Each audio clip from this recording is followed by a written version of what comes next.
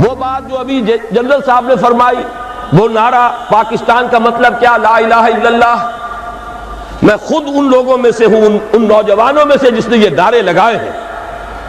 مسلم student federation کا ضلع حصار کا میں جنرل سیکرٹری تھا، 1.5-2 سال پوری مشقت کی ہے، لہذا میں آج صرف اس نعرے کا حوالہ نہیں دے رہا، بات چونکہ سمجھانی پیش نظر ہے، میں نے اس جگہ پر 2 عظیم شخصیتوں کا حوالہ دیا ہے، اور ان دونوں میں آپ نوٹ کریں گے، چاہے بعد میں جا کر مطالعہ کریں، میں نے ایک فرق قائم کیا ہے۔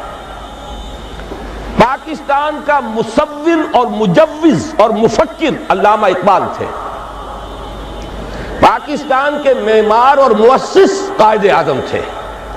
ان الفاظ کی بڑی اہمیت ہے، اس لیے کہ نقشہ بنانا، تفکر، تصور یہ دوسرا کام ہے، اور بالفعل کوئی عمارت بنانا اس کے کچھ اور تقاضے ہیں۔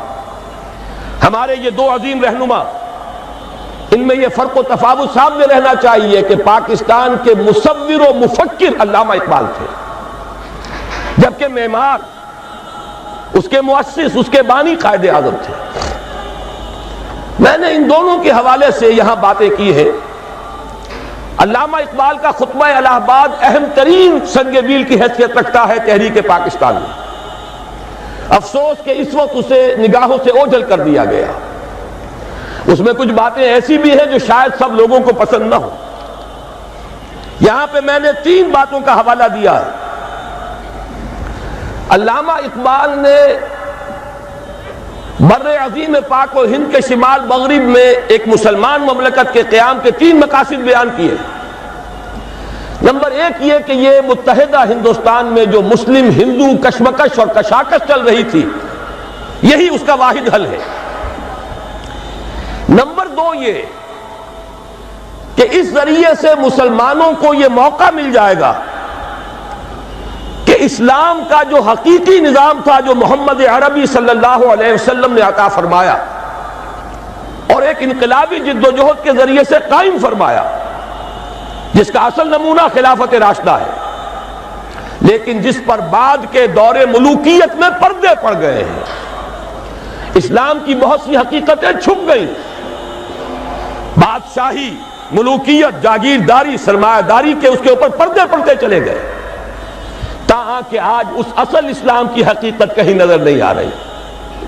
دنیا کے سامنے تو ایک دوسرا اسلام ہے، بادشاہوں کا اسلام ہے، مغلوں کا اسلام ہے، شہنشاہوں کا اسلام ہے۔ آج ہمیں ایک موقع ملے گا۔ علامہ اقبال کا یہ نظریہ تھا، اگر پاکستان وجود میں آ جائے تو وہ جو دور ملوکیت کے پردے پڑ گئے تھے ان کو ہٹا کر صحیح اسلام کا ایک نمونہ دنیا کے سامنے پیش کر دیا جائے۔ علامہ اقبال نے ایک تیسری بات بھی کہی تھی، اور موجودہ حالات میں وہ بہت ریلیونٹ ہے۔ بہت سے حضرات کو شاید تعجب ہو کہ علامہ نے فرمایا تھا کہ اس ہندوستان اور پاکستان کو باہم لڑنا نہیں، بلکہ یہ پاکستان، مجوزہ پاکستان ہی بھارت کا سب سے بڑا دفاع کرنے والا ہوگا۔ یہ بات بڑی عجیب لگے گی آپ کو۔ علامہ اقبال کے الفاظ یہ ہیں کہ the north west Muslim country will defend India against every invasion, be that invasion of ideas or bayonets۔ یہ جو ملک وجود میں آ جائے گا، مسلمان ملک، یہ تو پورے ہندوستان کی حفاظت اور دفاع کا فریضہ سر انجام دے گا۔ ہر حملے کے خلاف، خواہ وہ حملہ نظریات کا ہو، خواہ بیونٹس کا ہو، سنگینوں کے ذریعے سے حملہ ہو۔ یہ بات بالکل بھلائی جا چکی ہے، اس لیے کہ در حقیقت تقسیم ایسے وجود میں آئی کہ جانے والا ہمارا وہ دشمن انگریز، وہ ایک ایسا مسئلہ پیدا کر گیا سازش کے طور پر کہ جس پر یہ دونوں ملک آج تک لڑتے چلے آ رہے ہیں، اور اندیشہ یہ ہے کہ شاید مستقبل قریب میں پھر کوئی اور زیادہ ہولناک جنگ آ جائے۔ یہود کی یہ سازش اور وہ جو ایوارڈ دیا تھا حد بندی کمیشن نے، یہ کوئی اچانک ہو جانے والی باتیں نہیں تھی، اس کے پیچھے گہری سازش تھی کہ بیچ میں وہ مسئلہ چھوڑ کر جاؤ کہ یہ دونوں آپس میں لڑے لیکن دونوں ہمارے دوست رہے۔ حالانکہ واقعہ یہ ہے کہ سابق حکمرانوں کے خلاف تو جذبات انتقام ہوتے ہیں قوموں کے اندر۔ یہاں نقشہ یہ ہے اتنی کامیاب پالیسی رہی ہے برطانیہ کی کہ دونوں اس وقت بھی تھوڑا سا وقفہ آیا تھا کہ ہم کامن ویلتھ سے نکل گئے تھے، دونوں اسی فطرہ کے نخچیر ہیں، دونوں اسی کامن ویلتھ میں ہیں۔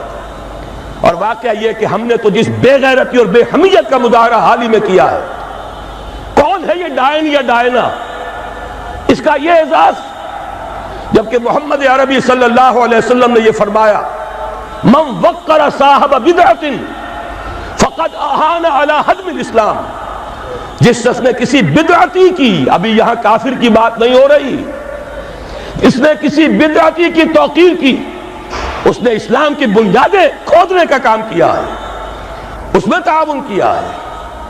یہاں تک فرمایا من مشى مع فاسق ليقويه غضب اللہ تعالی واہتز له العرش، جو شخص کسی فاسق کے ساتھ چلتا ہے کہ اسے تقویت پہنچائے، اللہ غضبناک ہوتا ہے، اور اس درجے غضبناک ہوتا ہے کہ اس کا عرش کانپنے لگتا ہے۔ یہ تعلیمات ہے محمد عربی صلی اللہ علیہ وسلم کی، اور ہم اپنی اس بدترین غلامانہ ذہنیت کا آج تک مظاہرہ کر رہے ہیں۔ اور ابھی میری توجہ تو اس طرح نہیں ہوئی تھی، میں تو مشکور ہوں اپنے نوجوان ساتھی کا، ندیم بیگ کا۔ اب جو کچھ ہونے والا ہے، میڈونا اور پتہ نہیں اور کون ہے کہ جن کو یہاں بلایا جا رہا ہے، واقعہ یہ ہے کہ یہ ہماری اس بے غیرتی اور بے حمیتی کا سب سے بڑا معاملہ ہوگا۔ اور میں سمجھتا ہوں چیلنج ہے یہ ان لوگوں کے لیے جنہوں نے کچھ بھی قوت مزاحمت فراہم کی ہے، آپس میں کلاشنکوفیں نہ چلائیں، آئیں میدان میں اور اس کو روکیں، سد باب کریں۔ بڑی بڑی جمعیتیں اور جماعتیں موجود ہیں، آپس میں اقتدار کی کشمکش کے لیے ایک دوسرے کا خون بھی بہا رہی ہیں، لیکن یہ کہ اس دین کے معاملے کے اندر اگر ان میں دم ہے، اگر ان میں طاقت ہے، پاسبان بن کر اگر سامنے آنا چاہتے ہیں تو دین محمدی کے پاسبان بن کر سامنے آئیں۔ اور یہ موقع ایسا ہے کہ اس وقت واقعتاً جن میں حمیت ہے انہیں اپنی حمیت کا ثبوت دینا چاہیے۔ بہرحال یہ تو تھے علامہ اقبال کے نظریات۔